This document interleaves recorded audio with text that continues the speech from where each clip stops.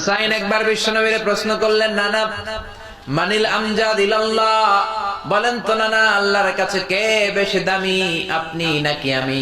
বিশ্বনবী বললেন, হুসাইন আনাল আমজাদ, আমি বেশি দামি।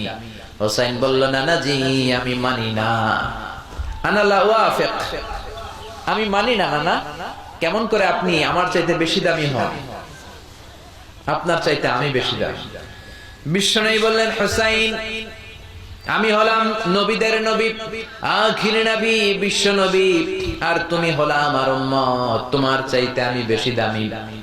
হুসাইন বলে, নানা জি আপনি ভুল বললেন, আপনার চাইতে আমি হুসাইন বেশি দামি। সুবহানাল্লাহ কইবেন না? বিশ্বনবী বললেন, কাইফা যালিক, কেমন করে এটা? হুসাইন বলল, নানা জি তাহলে বলেন তো আপনার আব্বার নাম কি? বিশ্বনবী বললেন, আমার আব্বার নাম হলো আব্দুল্লাহ। কি নাম?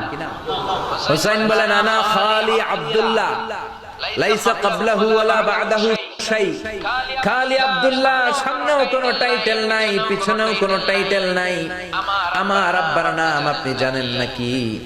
আমার আব্বা হলো শেরে খোদা, দুনিয়ার সব কাফির মুশরিকদের জন্য আল্লাহ আমার আব্বারে বাগ বানিয়ে পাঠিয়েছে।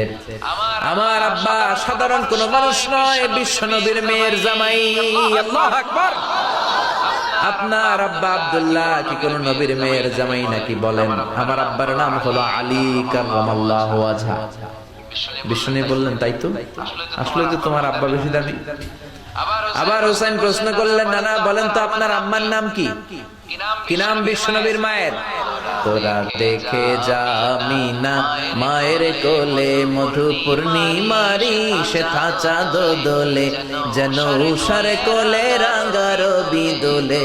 তোরা দেখে যা আমিনা মায়ের কোলে, কুল মখলুকে আজি ধ্বনি ওঠে কে লই,